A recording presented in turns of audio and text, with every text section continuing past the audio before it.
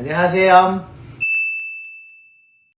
Assalamualaikum warahmatullahi wabarakatuh. Perkenalkan, nama saya Denisa Salsana Dila Rahma. Saya dari kelas C12 Manajemen dengan MPM 10 12 13 05. Di sini saya akan menjelaskan sedikit tentang Ma'rifatur Rasul.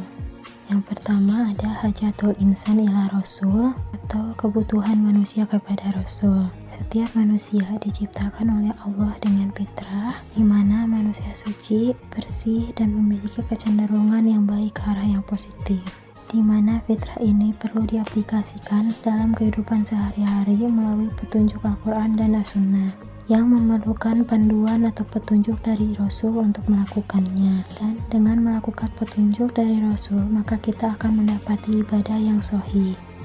Ada syara al-insan atau manusia, kemudian fitrah, ada hidayatul Rasul, dan yang terakhir ada ibadatul sahih.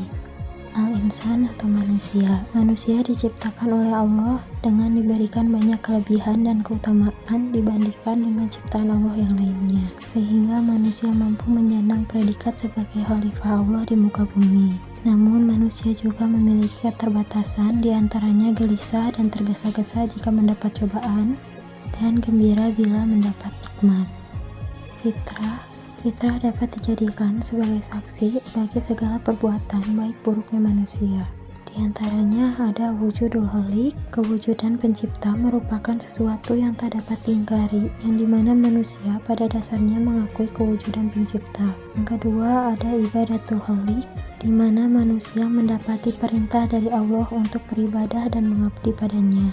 Yang ketiga ada hayatul munadomah, petunjuk dari Allah untuk memandu manusia ke arah yang baik, karena dengan kita tidak mengikuti perintahnya maka kita akan tersesat kepada jalan yang salah. Kemudian ada hidayatul Rasul. Hidayatul Rasul ialah jika kita hendak mengikuti perintah Allah maka kita mesti mengikuti petunjuk dan panduan Rasul. Di antaranya ada Ma'rifatul khaliq, di mana petunjuk Rasul bisa digunakan untuk mengenal Allah dengan cara memperhatikan dan memikirkan alam semesta sebagai ciptaannya. Kemudian ada Minhajul Hayah, di mana petunjuk Rasul bisa digunakan untuk mengamalkan Islam dengan benar dan diridhoi oleh Allah dengan Rasul sebagai teladan yang baik.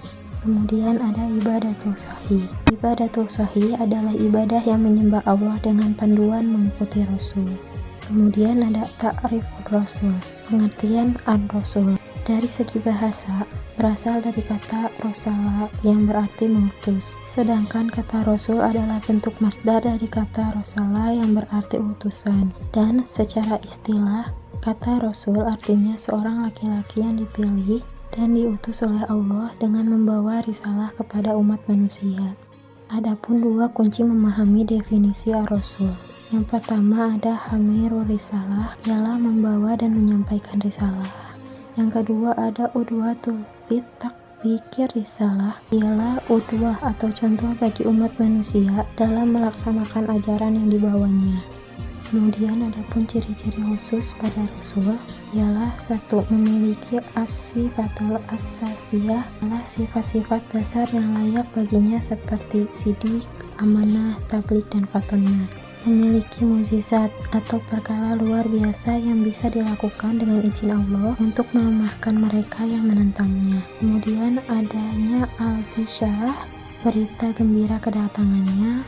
Ada at-tasamarot, ialah hasil dakwah yang dilakukannya. Dan yang terakhir ada an-nubuwah, berita-berita kenabian yang disampaikannya.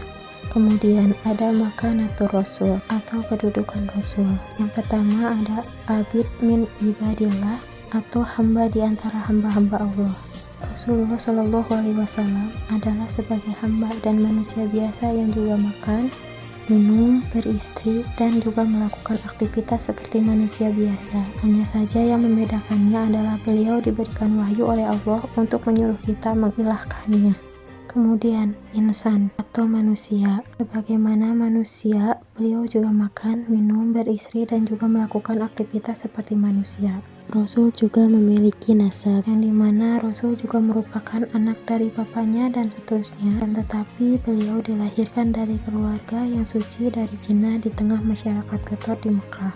jims atau fisik, di mana banyak digambarkan oleh hadis bahwa fisik Nabi Shallallahu Alaihi Wasallam adalah rambutnya yang rapi, badannya yang kuat, dan tingginya yang sedang. Kemudian ada sirah nabawiyah atau sejarah kenabian, di mana penggambaran Nabi sebagai hamba Allah terdapat di dalam sirah nabawiyah. Kemudian yang kedua ada as-sunnah atau sunnah. Sunnah berarti jalan. Yang dimaksud dengan sunnah Nabi adalah segala sesuatu yang disebutkan dan diamalkan, yang boleh dilakukan dan juga boleh tidak dilakukan. Ada fikul ahkam atau fikih hukum, ialah peranan hukum atau aturan sebagai panduan ke arah yang sempurna. Kemudian yang ketiga ada rasul minal mursalin atau rasul di antara rasul-rasul. Nabi Muhammad SAW selain sebagai hamba biasa, beliau juga sebagai rasul yang memiliki mukjizat dan tugas yang mulia. Antaranya ada tabligh risalah, menyampaikan risalah, adwa amanah, menunaikan amanah, imamatul umat atau pemimpin umat, dan yang terakhir ada dakwah nabiyah, dakwah kenabian. Kemudian yang terakhir ada ma'rifatul rasul, mengenal sifat-sifat rasul. Rasulullah Shallallahu Alaihi Wasallam memiliki sifat kerasulan, diantaranya al-basariyatul kamilah, kemanusiaan seutuhnya. Rasulullah Shallallahu Alaihi Wasallam adalah manusia seutuhnya seperti manusia lainnya, bukan setengah manusia dan setengah jin, bukan juga manusia setengah malaikat ataupun malaikat setengah jin, tetapi beliau seutuhnya seperti manusia biasa. Kemudian ada al-ismah, ialah terpelihara dari kesalahan dan dosa, karena Rasulullah Shallallahu Alaihi Wasallam memiliki sifat al-basyariyah. Mungkin saja Rasul berbuat salah dan keliru, tetapi kesalahan itu akan segera diluruskan oleh Allah sehingga beliau terpelihara dari dosanya. Kemudian ada as-sidiq, ialah jujur, al-fatanah, cerdas, al-amanah, terpercaya atau bisa dipercaya, at-tabligh, menyampaikan risalah, dan yang terakhir ada al-iltijamul kamil, komitmen yang sempurna terhadap kebenaran, di mana beliau tidak pernah sedikit pun bergeser dari kebenaran. Beliau senantiasa berkomitmen kepadanya dari segala sisinya. Mungkin sekian yang bisa saya sampaikan. Terima kasih.